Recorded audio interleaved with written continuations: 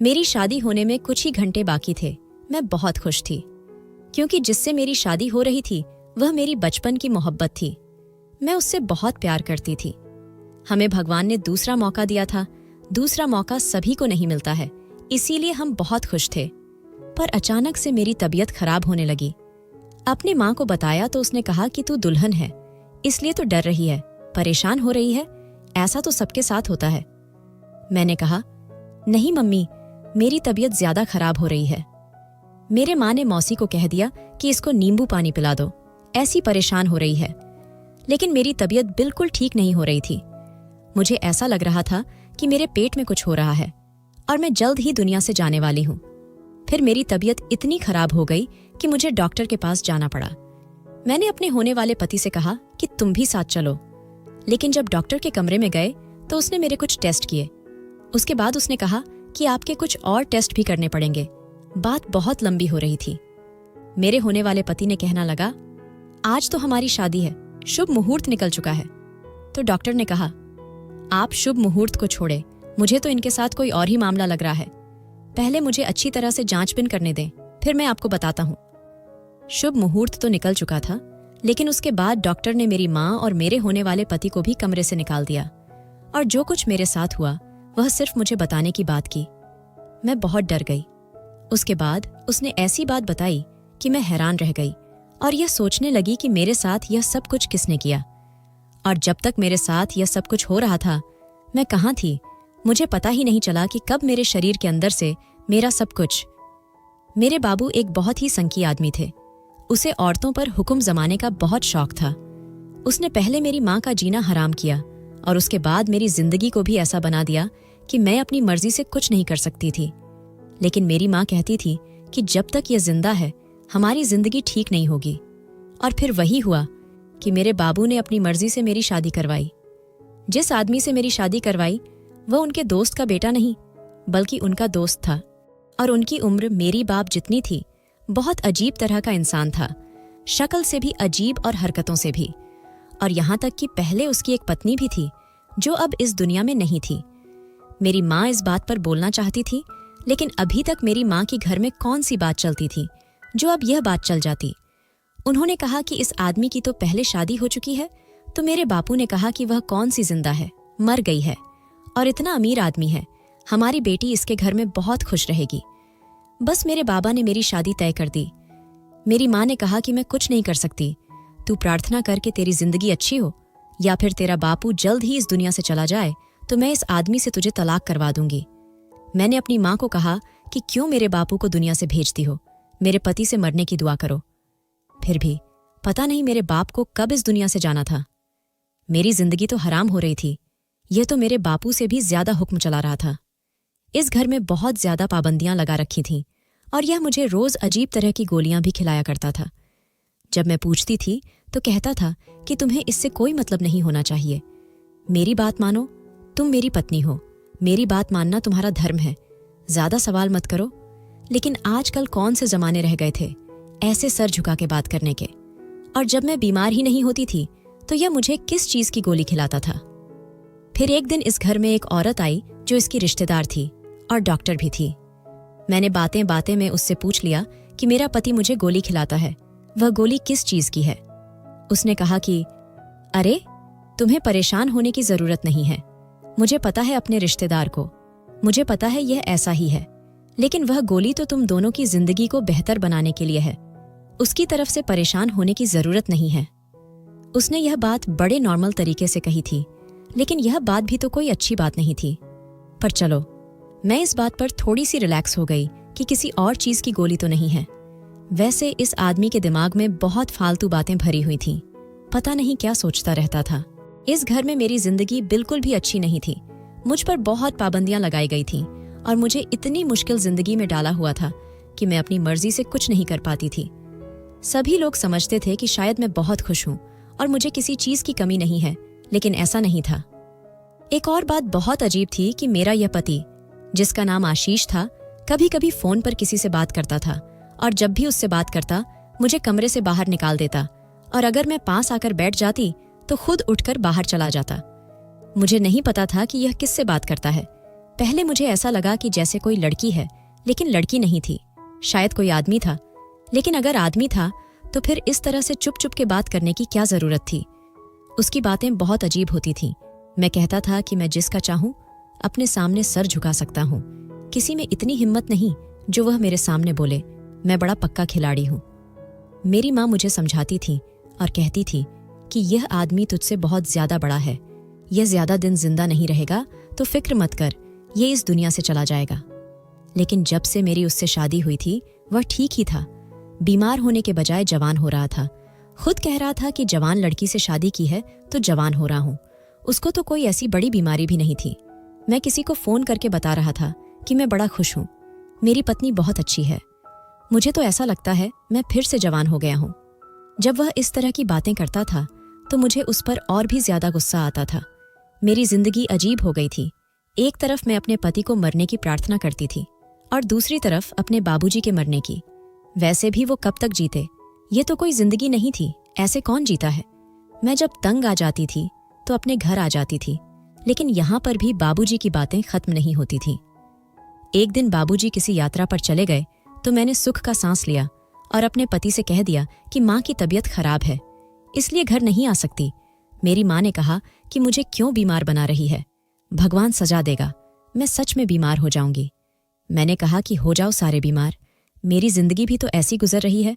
मुझे तो अब हर बात पर गुस्सा आता था। लेकिन फिर एक दिन राहुल आया, जो मेरे कॉलेज का दोस्त था। उसने मुझे रास्ते में देख लिया। वह बहुत खुश हुआ। उसने कहा कि मुझे तो लगा कि तुमने शादी कर ली होगी, और मैंने कहा कि हाँ, शादी तो कर ली है। उसको बहुत बुरा लगा। उसने कहा कि लेकिन मैं तुम्हारे घर रिश्ता भेजने वाला था, तुम शादी करके बैठी हो। तुमने मेरे साथ क्या किया? तुम्हें वह दिन याद नहीं है जब मैंने तुम्हें कहा था कि तुम मुझे बहुत अच्छी लगती हो? मैंने कहा कि मुझे सब याद है, लेकिन तुम ही गायब हो गए थे, और अगर तुम होते भी तो मेरी शादी इसी आदमी से होनी थी। मैंने उसको सब कुछ बता दिया और यह भी बता दिया कि मैं बहुत तंग हूं। अब वह भी मेरे साथ मिल गया और उसने कहा कि मैं तुम्हारी मदद करूंगा, तुम्हारा इंतजार करूंगा। मेरी माँ ने मुझे कहा था कि इतनी उत्सुकता भी अच्छी नहीं होती है, जो हो रहा है आराम से होने दे, नहीं तो तुझ पर भी कोई आपत्ति आ सकती है। मैंने कहा कि अब इससे बड़ी आपत्ति क्या होगी। शक्ल देखी आपने मेरे पति की, ऐसा लगता है कि मेरा बाप नहीं मेरा दादा है। अब मेरी माँ हंसने लगी और मैंने कहा कि आप हंस रही हो तो? उसने कहा कि तुम फिर नहीं कर, मैंने तुझे कहा ना, वह तुझसे पहले ही इस दुनिया से जाएगा। मैंने कहा कि यह तो बच्चों वाली बातें हैं, कभी कभी जवान लोग पहले मर जाते हैं और बूढ़े लोगों जिंदा रहते हैं। लेकिन मेरे पति को अचानक क्या हुआ है, यह मुझे समझ नहीं आया। उसने मुझे कहा कि हम लोग हिमाचल चलते हैं, बहुत अच्छी जगह है, वहां पर 1-2 महीने गुजारेंगे। मैं नहीं जाना चाहती थी, पर मैं इनकार कैसे करती। मेरी माँ ने कहा कि जाना पड़ेगा। मैंने कहा कि हिमाचल जाना तो मेरा सपना था, लेकिन इस बूढ़े के साथ जाने का मेरा कोई शौक नहीं था, और वह मुझे अपने साथ लेकर क्यों गया, इस बात पर मैं अभी तक हैरान हूं कि 2 महीने कैसे गुजर गए, पता ही नहीं चला। मुझे कोई भी पूछता कि वहां जाकर क्या किया, कैसे वक्त गुजारा, तो मुझे कुछ पता ही नहीं होता था। ऐसा लगता था कि मैंने सारा वक्त सोकर गुजार दिया था। मुझे इतनी नींद आती थी कि मैं सुबह 12 बजे उठती थी और 8 बजे फिर सो जाती थी, और बीच में सिर्फ खाना खाती थी और या फिर अपने पति के साथ थोड़ा समय बिता लेती थी। पता नहीं यह कैसा टूर था। मुझे तो ऐसा लगा कि जैसे वक्त बहुत जल्दी गुजर गया। मैं वापस आ गई। पीछे राहुल मेरे लिए बेचैन हो रहा था, क्योंकि वह मुझसे बात करना चाहता था।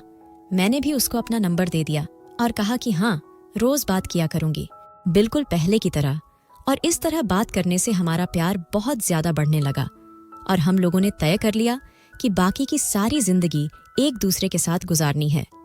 मुझे राहुल ने यह भी कहा कि तुम्हारा पति बहुत अमीर है, उसको किसी तरह इस दुनिया से भेजते हैं तो फिर सारी दौलत भी हमारी हो जाएगी और हमें कभी भी काम नहीं करना पड़ेगा। मैंने भी कहा कि हाँ, इतना तो करना ही होगा।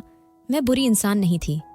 मेरे भी कुछ सपने थे जिनको मेरे बाबूजी ने कभी पूरा नहीं होने दिया, तो सोचा कि शादी के बाद अपने पति के साथ उन सपनों को पूरा कर लेंगे। लेकिन उन्होंने मेरे लिए पति भी अपने जैसा ही तलाश किया, तो यह उनकी गलती थी, मेरी नहीं। लेकिन मेरे बाबूजी ने मेरे साथ बुरा किया, इसलिए मैं भी ऐसा ही करूंगी। मुझे किसी की कोई फिक्र नहीं है। मैंने अपनी माँ को भी नहीं बताया कि मैं राहुल के साथ ही प्लान बना लिया था और अपनी माँ को इस प्लान से कब से निकाल दिया था, क्योंकि वह कुछ नहीं कर सकती थी। अगर उसके अंदर इतना दम होता तो वह यह सब कुछ होने ही नहीं देती, लेकिन उसने तो मुझे बाबूजी के नितने तक से भी नहीं बचाया, तो अब वह क्या चाहती थी?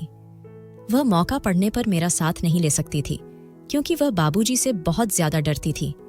मैं अपने घर में थी जब मेरे बाबूजी ने मुझे कमरे में बुलाया और कहा कि मुझे एक जरूरी बात करनी है। उन्होंने कहा कि तुम आशीष के साथ ठीक व्यवहार नहीं रखती हो। मुझे पता चला है कि तुम घर पर नहीं बैठती हो, लेकिन यहाँ बैठी रहती हो। देखो, मेरी बात गौर से सुनो। तुम्हारी माँ अपना घर बनाकर बैठी है और उसने सारी जिंदगी मेरी बात मानी है। अगर अब वह तुम्हें यह कहती है कि अपने पति की बात नहीं मानोगे, तो वह तुम्हारी सबसे बड़ी दुश्मन है, इसलिए उसकी बातें नहीं सुना करो। वह एक बेवकूफ औरत है, वह तुम्हारे लिए कुछ नहीं कर सकती। मैंने तुम्हारी शादी एक अमीर आदमी से करवाई है और तुम्हें इस बात के लिए मेरा धन्यवाद जरूर करोगी। पैसे से ज्यादा कुछ भी जरूरी नहीं है। तुम्हें पता चलेगा कि एक वक्त आता है जब इंसान को यह बात पता चल जाती है कि पैसा ही सब कुछ है। इसलिए जो फैसला मैंने तुम्हारे लिए किया वह बिल्कुल सही था। अब तुम इस तरह की हरकत नहीं करो। बाबूजी ने तो मुझे बहुत सारी बातें बता दी। मैं तो उनकी एक बात सुनने से भी डरती थी। मेरी शिकायत आशीष ने लगाई थी। मैं आजकल अपने घर ज्यादा आती थी। मैं अपने घर इसलिए आती थी क्योंकि यहाँ पर मैं राहुल से भी मिल सकती थी और बात भी कर सकती थी, और अपने घर में मुझे डर लग रहा था। जहाँ पर आप कोई गलत काम करते हैं तो फिर आपको इस तरह की बातों के लिए भी तैयार रहना पड़ता है। इसलिए मैंने अपने बाबूजी की बातें चुपचाप सुन ली है और कह दिया कि ठीक है, आपको दोबारा शिकायत का मौका नहीं दूंगी। मैं घर आ गई। आशीष के साथ अब मुझसे एक पल भी नहीं गुजारा जा रहा था।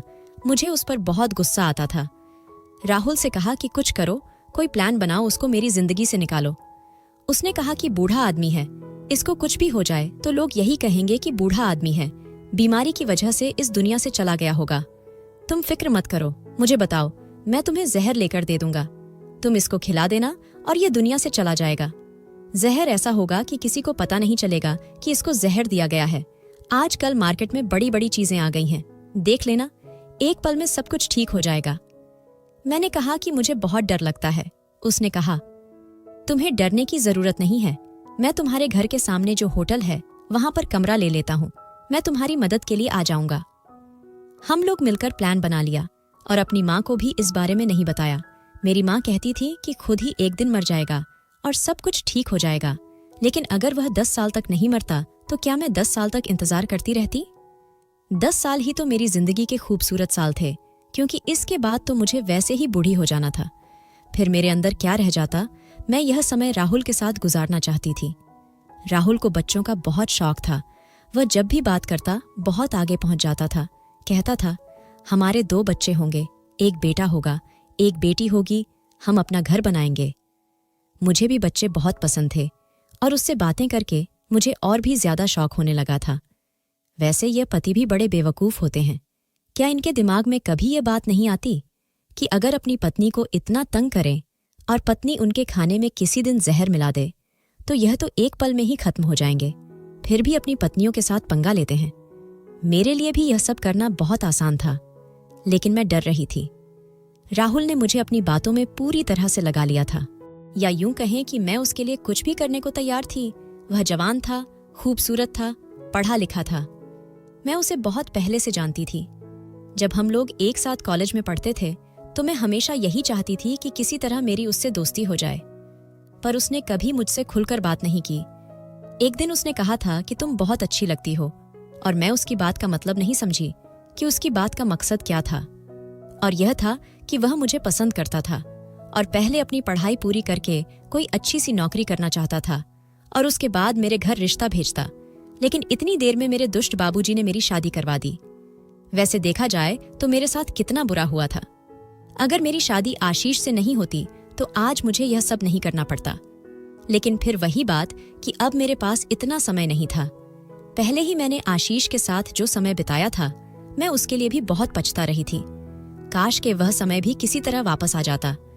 राहुल ने मुझे बहुत ही जहरीला जहर लेकर दे दिया और कहा कि बस यह खाने में मिला देना, ये खुद ही इस दुनिया से चला जाएगा, और बस उसके बाद तुम्हें थोड़ी सी एक्टिंग करनी होगी कि मेरा पति मर गया और फिर सब कुछ तुम्हारा हो जाएगा। इस काम में थोड़ा समय लगेगा और बहुत सारे एक्टिंग करनी पड़ेगी, लेकिन एक बार यह काम हो गया तो सारा प्रोसेस पूरा हो जाएगा और फिर हम अपनी मर्जी से अपनी जिंदगी को गुजार सकेंगे। मैं सबके सामने आकर कह दूंगी कि मैं इस विधवा से शादी करना चाहती हूँ और फिर तुम मेरी हो जाओगी। उसकी बातें सुनकर मुझे बहुत अच्छा लग रहा था। वह जो कह रहा था मैं वैसे ही अपनी जिंदगी गुजारना चाहती थी, लेकिन मैं बहुत डर रही थी। एक हफ्ते तक वह जहर अपने पास लेकर घूमती रही और मेरी हिम्मत ही नहीं हुई। राहुल रोज मुझसे पूछता कि आज मिलाया खाने में, और मैं कहती थी नहीं, मुझसे नहीं हो रहा, मुझे डर लग रहा है। ऐसा भी हो सकता था कि मैं आशीष को कहती कि वह मुझे छोड़ दे, मैं उसके साथ नहीं रहना चाहती। पर वह मेरे बाबूजी की तरह ही आदमी था।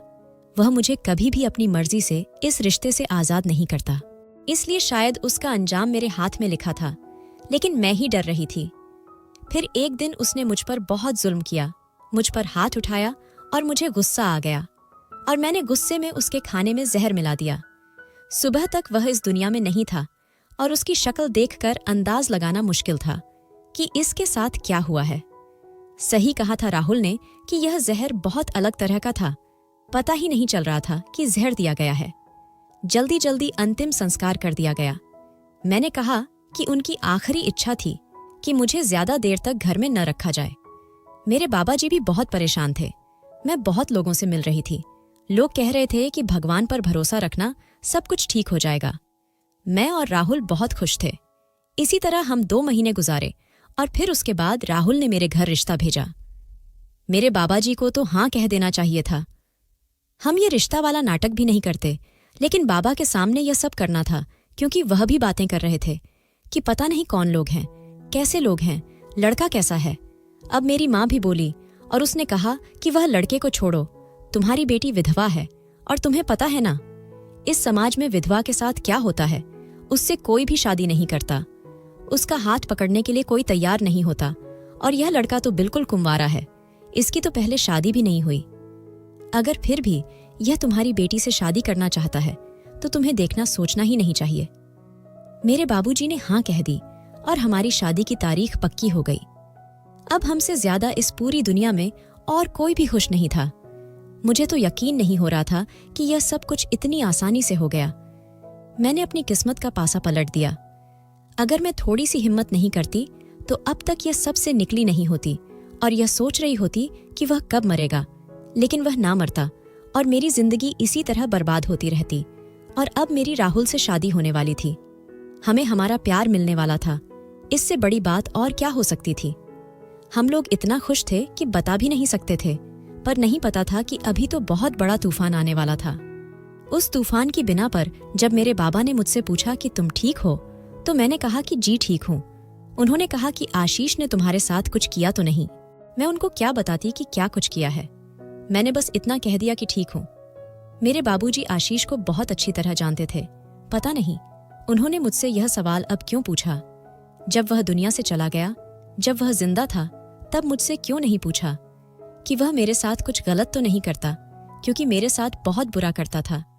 मेरी जगह अगर कोई कमजोर लड़की होती तो शायद आत्महत्या कर लेती, लेकिन यह मैं थी और मेरे पीछे राहुल था, जिसकी वजह से मैंने एक ऐसा कदम उठाया कि अब मेरी जिंदगी में खुशियां भरने वाली थी। हमारी शादी भी सारी रीति रिवाजों के मुताबिक शुभ मुहूर्त निकाल के रखी गई थी, क्योंकि हम नहीं चाहते थे कि अब कोई भी ऐसी बात हो जिसकी वजह से हमारी आने वाली जिंदगी पर असर पड़े। मैं बहुत ज्यादा खुश थी, पर मेरी माँ ने कहा था कि अपने बाबूजी के सामने ज्यादा खुश न रहना, यही कहना कि मैं शादी नहीं करना चाहती थी, लेकिन फिर भी कर रही हूँ। मुझे तो अभी भी आशीष की याद आती है।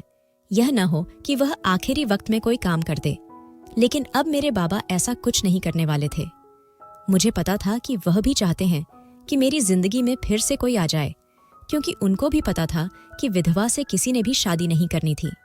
लेकिन शादी की तैयारियों का असर था या फिर क्या बात थी, मैं बहुत ज्यादा थकी थकी रहती थी। मुझे ऐसा लगता था कि जैसे मेरे अंदर पहले जैसी जान नहीं है। मैंने यह बात राहुल को भी बताई थी। उसने कहा कि एक दफा तो मेरी जिंदगी में आ जाओ, फिर सब कुछ ठीक हो जाएगा, तुम्हें कोई काम करने की जरूरत नहीं होगी, हम घर में काम वाली बाई रख लेंगे और बस तुम मेरे लिए सजना और मेरी जिंदगी को सुंदर बनाना, यही तुम्हारा काम होगा। मैं उसके बारे में सुनती थी तो खुश हो जाती थी, लेकिन मुझे ऐसा लगता था कि मेरे अंदर कुछ भी नहीं है। मुझे अंदर से बहुत कमजोरी महसूस हो रही थी। शादी वाला दिन आ गया तो सुबह ही मेरी तबीयत खराब थी। मेरी माँ ने कहा, ऐसा है तो तुम कोई दर्द की गोली खा लो। मैंने ऐसा ही किया, लेकिन शाम तक जब मैं बिल्कुल तैयार हो गई, मैं बहुत सुंदर लग रही थी, तो मेरी तबीयत ज्यादा खराब होने लगी। मेरी माँ ने मुझे कहा था कि तुम डर रही है। मैंने कहा कि माँ, कैसा डर? मेरी कौन सी पहली शादी है जो मैं डरूंगी? लेकिन मुझे अजीब सा लग रहा है। ऐसा लग रहा है तो मेरा दिल फट जाएगा। मेरी माँ ने कहा कि यह डर है और कुछ नहीं है, आराम से बैठ जा, कुछ नहीं होता। लेकिन मुझे यह समझ नहीं आ रही थी कि मैं क्यों डरती। थोड़ी देर के बाद मेरी तबीयत ज्यादा खराब हो गई। कभी कोई रिश्तेदार आके मेरे ऊपर कोई फूल फेंक कर जाता, कभी किसी ने मुझे प्रसाद खिलाया और किसी ने कहा कि कुछ नहीं होता, शायद इसको नजर लग गई है, तो कान के पीछे काला टिका लगा दिया। तो किसी ने मुझे कहा कि माता रानी के आगे सर टेक लो, सब ठीक हो जाएगा। मैंने सब कुछ किया, लेकिन मेरी तबीयत ठीक नहीं हो रही थी। यहां तक कि मेरी तबीयत बहुत ज्यादा खराब हो गई। राहुल भी कमरे में आ गया। उसने भी मुझे शादी से पहले देख लिया, जबकि शादी से पहले देखना बुरा शगुन होता है। लेकिन अस्पताल तो मुझे उसी ने लेकर गया था। मेरी माँ और राहुल, हम लोग अस्पताल चले गए। मेरी तबीयत इतनी खराब हो गई, मुझे होश भी नहीं था कि मुझे क्या हो रहा है। डॉक्टर ने जब मुझे चेक किया तो उसको भी समझ नहीं आ रही थी। उसने 2-4 टेस्ट करवाए, फिर वह थोड़ी परेशान हो गई, फिर एक और टेस्ट करवाने लगी। हमारा काफी टाइम बर्बाद हो गया। मेरे होने वाले पति ने कहा कि हमारा तो शुभ मुहूर्त था, वह तो निकल गया। डॉक्टर ने कहा कि आपको शुभ मुहूर्त की पड़ी है, अगर लड़की ठीक होगी तो शादी हो जाएगी। मेहमानों से कहेंगे थोड़ा इंतजार कर लें। उसके बाद उसने मेरे और भी वहां से टेस्ट करवाए। मैं बहुत थक गई थी, मेरा मेकअप भी खराब हो रहा था। आज मेरी शादी थी, मुझे बहुत बुरा लग रहा था कि मेरे साथ क्या हो रहा था। मैं यह मरीज बनकर बैठी थी, जबकि अब तक हमारे फेरे भी हो जाने थे। फिर सोचा कि अब तबीयत खराब है तो क्या किया जाए। अपने आप को पूरी तरह से संभालने की कोशिश करी थी, लेकिन संभाल नहीं पा रही थी। फिर जब डॉक्टर के हाथ में फाइनल रिपोर्ट आई तो उसने कहा कि मुझसे अकेले में बात करनी है। मेरे होने वाले पति राहुल मेरी माँ को कमरे से बाहर निकाल दिया। मैंने कहा कि हमें भी जानना है, तो डॉक्टर ने कहा कि आपको यह बात बताई जाए या नहीं, इसका फैसला लड़की खुद करेगी। मुझे फिलहाल सिर्फ लड़की से ही बात करनी है। मैं भी डर गई। कौन सी बात है कि मुझे कोई फैसला करना पड़ सकता है। मेरे बाबा कहते थे कि यह जो डॉक्टर होते हैं यह कभी भी अच्छी खबर नहीं सुनाते, इनके पास जाओ तो यह इसी तरह की कोई बात करते हैं। मुझे भी आज लग रहा था कि मुझे कोई अच्छी खबर मिलने वाली नहीं थी। डॉक्टर ने कहा, देखो मेरी बात गौर से सुनो, क्या तुम इससे पहले कुछ दवाई खाती रही हो? कोई ऐसी दवाई जिसके बारे में तुम्हें पता ना हो? पहले तो मैंने कह दिया कि नहीं, फिर मुझे याद आया कि हाँ, मेरा पुराना पति मुझे गोली खिलाया करता था। उस गोली का कोई पन्ना तो मेरे पास नहीं था, लेकिन जब मुझे डॉक्टर ने कहा कि बताओ गोली कैसी थी, और मैंने उनको बताया, तो मैंने मुझे तस्वीर दिखाई और पूछा, क्या कहीं यह गोली तो नहीं थी? मैंने कहा कि हाँ, बिल्कुल यही गोली थी।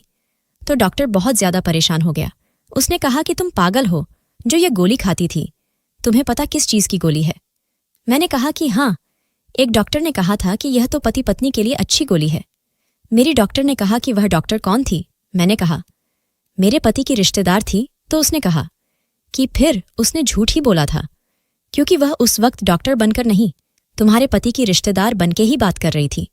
क्योंकि यह गोली खाने से एक औरत का सारा निजाम खराब हो जाता है, और तुम अभी औरत नहीं रही हो। मैंने कहा कि आप कैसी बातें कर रही हैं कि मैं औरत नहीं रही? क्यों, क्या हुआ है मेरे साथ? तो डॉक्टर ने कहा कि तुम्हारा जो शरीर औरत का था वह बिल्कुल खत्म हो गया है। अब न तुम बच्चे पैदा कर सकती हो, न ही तुम्हारे साथ कोई पुरुष शादी कर सकता है, और आहिस्ता आहिस्ता तुम्हारे शरीर में और भी बदलाव आएंगे, और तुम्हारे चेहरे पर दाढ़ी उगने लगेगी, तुम्हारी आवाज भारी होने लगेगी, तुम्हारे वह सारे हिस्से जो तुम्हें औरत बनाते हैं सब खत्म हो जाएगा। मैंने कहा, ऐसा कैसे हो सकता है? आप क्या कह रही हैं कि ऐसी भी कोई दवाई होती है? तो उसने कहा कि हाँ, तुम्हें ऐसी ही दवाई दी गई है, तुम्हें बहुत अच्छे तरीके से मर्दों के हार्मोन खिलाए गए हैं। मैंने कहा कि लेकिन मेरा पति मेरे साथ ऐसा क्यों करता? मैंने तो के साथ कभी कुछ बुरा नहीं किया था, मैं ऐसे कोई फैसला नहीं कर सकती। मैं बहुत घबरा गई थी। मैंने डॉक्टर से बार बार पूछा था। उसने कहा था कि यही है जो मैंने तुम्हें बताया है, यही सारी बात है।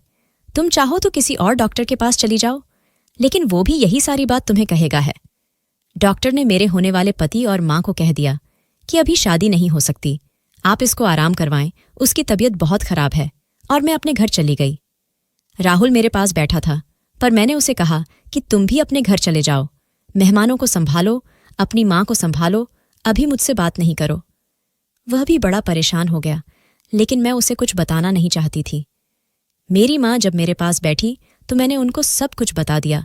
वह भी हैरान रह गई और आज उन्होंने सीधा जाकर यह बात मेरे बाबा को भी बता दी।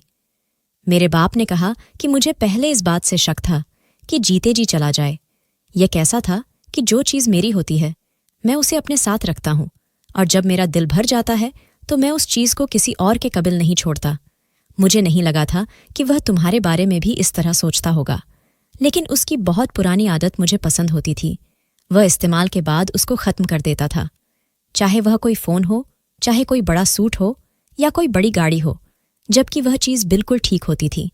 मुझे लग रहा था कि उसने तुम्हारे साथ भी कुछ ऐसा किया होगा। तुमने कहा था कि ऐसी कोई बात नहीं है। मैंने कहा कि मुझे क्या पता था कि वह मेरे साथ ऐसा कर चुका है, अब मेरा क्या होगा। मेरी माँ ने कहा कि राहुल को यह सब नहीं बताओ और उससे शादी कर लो, लेकिन मैंने बता दिया। वह कहता है कि इलाज करवाएंगे, पर अभी तक कोई इलाज नहीं हुआ है। अब उसका मेरे लिए प्यार खत्म हो रहा है। मैं बहुत बीमार रहती हूँ, मुझे कुछ भी अच्छा नहीं लगता। मेरी आवाज़ भी बदल गई है, मेरी शरीर खराब हो गई है। मुझे ऐसा लगता है कि राहुल में बस अपनी बात को पूरा करने की कोशिश कर रहा है। वह मुझसे शादी कभी नहीं करेगा। अब तो वह शादी की बात भी नहीं करता। लेकिन यहाँ पर मेरा आप सबसे सवाल है, मैंने अपने बूढ़े पति के साथ ऐसा क्यों किया था जो मुझे उसको इस दुनिया से भेजने की सज़ा मिली। लेकिन उस वक्त तो मैं उसके साथ ठीक थी, फिर भी वह मेरे साथ यह सब कुछ करता रहा कि मुझे अपनी ज़िंदगी में भी रखा और मेरी ज़िंदगी को बर्बाद भी करता रहा। अब मैं पता नहीं कब मर जाऊंगी, मेरी ज़िंदगी का कोई भरोसा नहीं। उसने भरी जवानी में ही मेरे साथ यह सब कुछ कर दिया। आप लोग बताएंगे, क्या किसी औरत के साथ इस तरह करना चाहिए? जो मैंने किया वह गलत था, लेकिन वह तो पहले से ही मुझसे दुश्मनी निकाल रहा था। मुझे तो नहीं पता कि मैं उसके लिए बुरी थी, फिर भी वह मेरे साथ यह सब कुछ किया कि मुझे अपनी ज़िंदगी में भी रखा और मेरी ज़िंदगी को बर्बाद भी किया। अब मुझे पता नहीं कब मर जाऊंगी। दोस्तों, वीडियो कैसा लगा कमेंट करके ज़रूर बताएं। वीडियो को लाइक और चैनल को सब्सक्राइब ज़रूर कर देना।